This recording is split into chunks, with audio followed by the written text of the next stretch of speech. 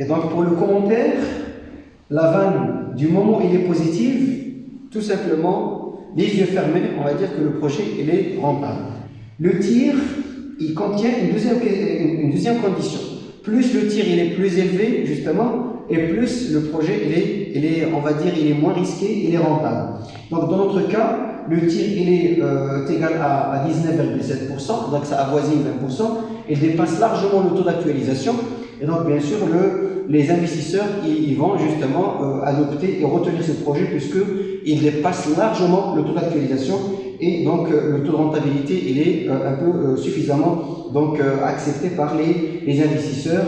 Et on va dire que le projet il est moins risqué du moment où peut-être par exemple si le pays traverse une crise par exemple qui donne que le taux d'intérêt augmente et donc bien sûr le taux d'actualisation augmente et donc même si il y a cette crise on va justement avoir toujours un taux interne de rentabilité qui dépasse toujours le taux d'actualisation ou bien le taux d'intérêt et le projet il reste toujours rentable même avec une circonstance ou bien avec une conjoncture économique un peu difficile. On passe maintenant à la question 5, il s'agit de la justification de la formule capacité d'autofinancement égale au résultat net plus les dotations. Bien sûr, les dotations aux amortissements. Et donc, bien sûr, dotations aux amortissements et aux provisions.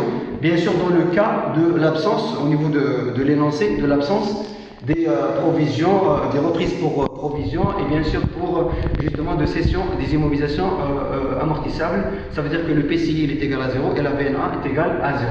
Donc, si on voudrait justifier la CAF, et donc bien sûr, la CAF elle vient pour corriger tout simplement le résultat net comptable en lui ajoutant des dotations puisque les dotations aux amortissements sont seulement, comme nous avons dit au niveau du cours, c'est des charges qui sont justement des charges calculées, ce sont des charges qui sont fictives et imaginaires, ils ne donnent pas lieu à un flux de sortie réel d'argent et donc c'est la raison pour laquelle on doit les réintégrer au niveau du calcul puisque c'est de l'argent qui est considéré comme étant une charge par le comptable, mais en fin de compte qui ne donne pas sortie un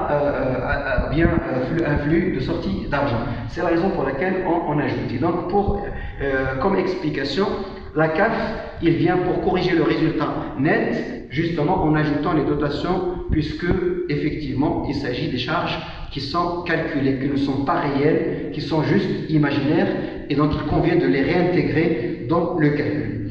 Pour la question 6, la justification de la formule cash flow égale à la capacité d'autofinancement plus les autres ressources moins les emplois.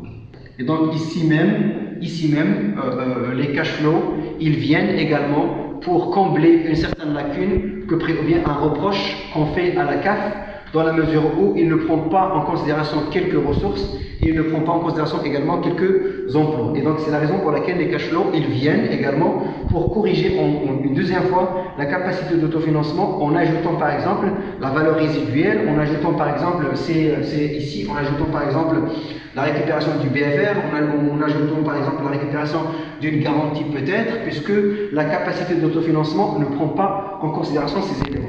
Et bien sûr, là c'est plus les autres ressources, moins les emplois. Vous savez, l'investissement qu'on fait, la variation du BFR, le remboursement de l'emprunt, le dépôt de garantie, ce ne sont pas des charges. Ça veut dire que la capacité d'autofinancement ne prend pas en considération au niveau du CPC, ces éléments-là, ce sont des emplois et donc ils n'apparaissent pas au niveau du CPC. Et donc c'est la raison pour laquelle on doit constater une sortie d'argent sous forme d'emploi pour justement corriger la situation financière de l'entreprise. La situation financière réelle de l'entreprise, il s'agit en premier lieu de corriger le résultat net, mais en deuxième lieu de corriger même la CAF à laquelle on reproche également le fait de ne pas être exhaustive, c'est-à-dire de ne pas intégrer quelques ressources et de ne pas intégrer également quelques emplois dans le calcul.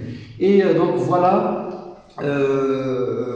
c'est ainsi que donc, la correction de cet examen prend fin. J'espère que vous a intéressé. J'espère également que vous avez bien fait vous avez bien travaillé au niveau de l'examen. Je vous souhaite très bon courage et donc on voilà, on se voit dans un autre épisode.